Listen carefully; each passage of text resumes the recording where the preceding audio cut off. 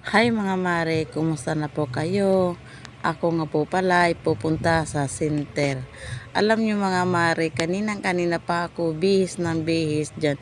Piling-pili ako ng mga damit. Kaso wala namang kakasya. Hirap na ako sa aking mga damit mga mare. Ako'y nasisikipan na. Iwan ko ba yung katawan ko hindi na maintindihan. May pagpayat, may pagtaba. Ngayon ang taba ko na naman. Nung ako'y bagong anak mga mare, ang payat ko. Abay ngayon. Ay habang natagal, ako'y nananaba na naman uli. Maalala ko lang pag ang asawa ko kasama ko sa lakaran.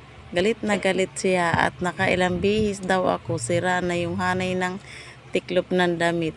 Bago ako matapos sa pagbibihis. Iwan ganito na talaga ako kahit noon pa man ako'y pumayat.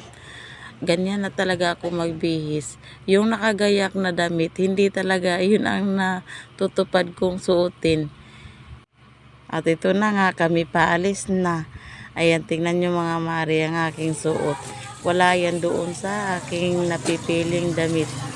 Sabi ko, ay ito na nga lang.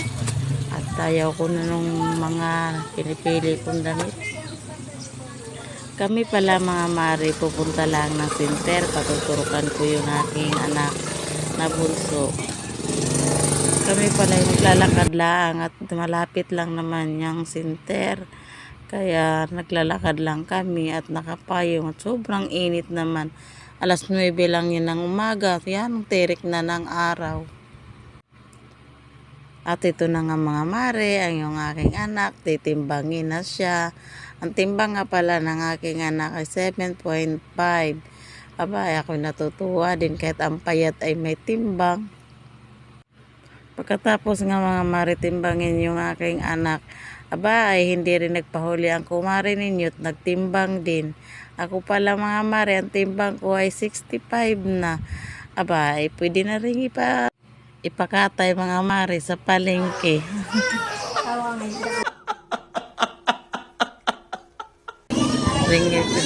Rinig ng mga mare yung iyakan ng mga bata, yung mga tinuturukan.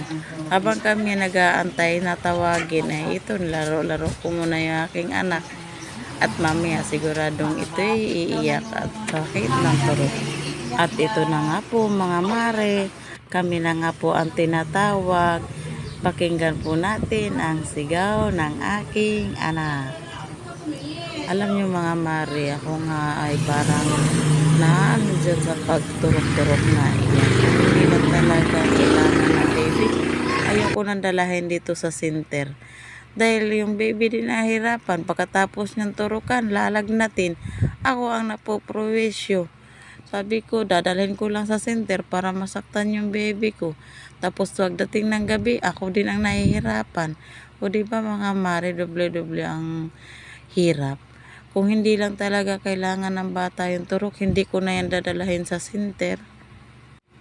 Kaso mga mare, sa kabila ng kanyang pag-iyak at siya nasasaktan, para din naman sa kanya yan, para siya hindi sakitin.